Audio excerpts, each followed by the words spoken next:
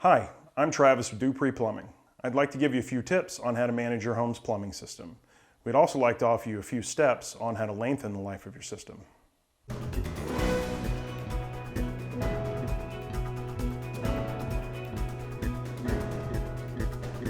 The number one thing you can do in a water leaking plumbing emergency is to shut the water off at your main water shutoff. These can usually be located at your water heater, in the basement, or underneath your staircase, and if you call us, we can walk you through how to shut that down. You'll also have shutoffs at your toilets, your kitchen sink, lavatory faucets, and behind your refrigerator.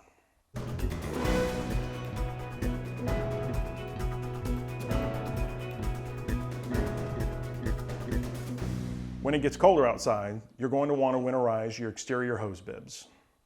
You will likely have two of these, one in the front and one in the back of your home. Each will have its own shutoff valve inside the home that needs to be turned to the off position.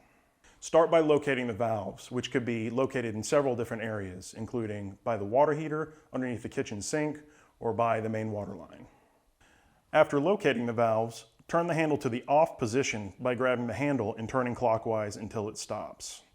Next, go out to the hose bibs, turn them on, and bleed out any water that is in the line.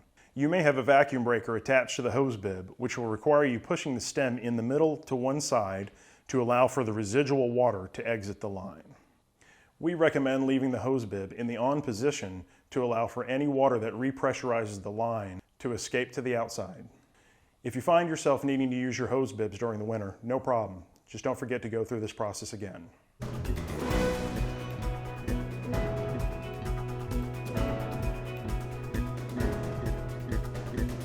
If your home has a tankless water heater, as a company policy, you'll find it set at 125 degrees. The heaters are capable of a maximum temperature of 140 degrees, which you can adjust by reading the homeowner's manual that comes with it. The heat exchanger on this unit does need to be flushed annually. This extends the life of the unit. Our service department would be glad to help. Just give us a call.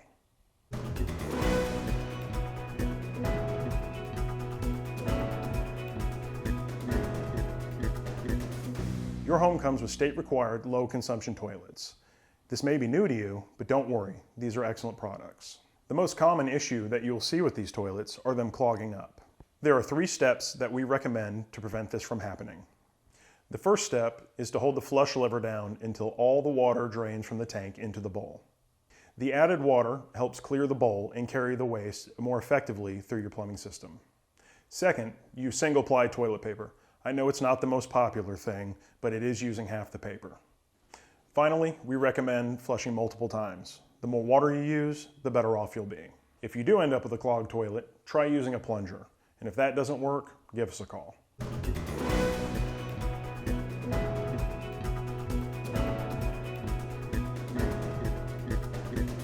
Depending on where your bathrooms are located in your house, you may have to wait for hot water longer than you're used to.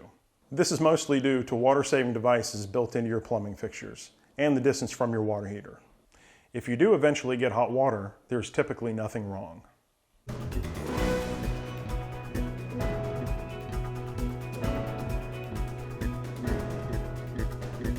Some of the most common problems you'll find with your garbage disposal are them jamming, getting clogged with food, and foul odors. The first sign that your garbage disposal is jammed is when you run it, you only get a humming noise. If this happens, do not continue to run the disposal for risk of damage to the motor.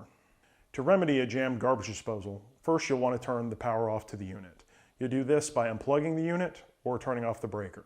Next, locate your disposal key. This should have been left with the unit. You can also use an Allen wrench if you can't find this.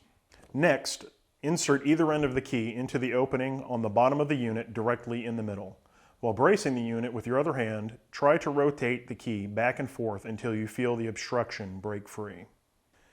At this point, you should be able to remove the obstruction from the unit by using the safest means possible. After removing the obstruction, restore power to the unit, run water down the disposal, and test to see if it's operating correctly. Sometimes the unit will shut down its own power to protect the motor.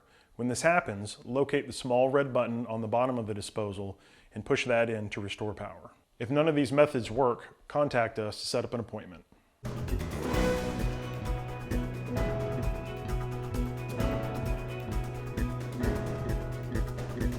The best method for eliminating odors coming from your garbage disposal is to run the water, throw about 3 cups of ice down the unit along with some lemon wedges.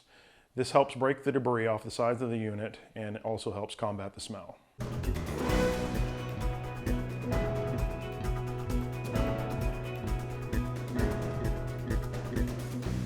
Typically what you'll see is the unit will turn on and run, but the food and water will not go down through the drain. The best way to fix this is to stop up one side of the sink with the disposal plug and use a standard toilet plunger on the other side. Plunge about 3 times to loosen the debris in the trap. This should fix the problem. If not, give us a call and we'll come out and have a look.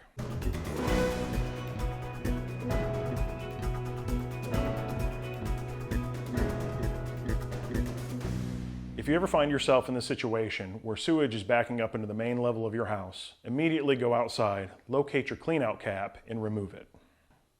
Do not run any water or flush any toilets in the home at this point, and contact us immediately for assistance.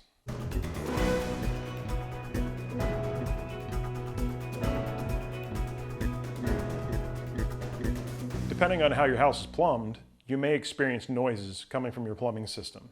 This is usually caused by the PVC piping in your walls expanding and contracting from hot water running through it. This is completely normal. This is not something you need to worry about, but if you do see any water spots, feel free to give us a call. I hope I've laid out a lot of things that will help you with your home plumbing system, but if something does look out of place, please feel free to give us a call at Dupree Plumbing.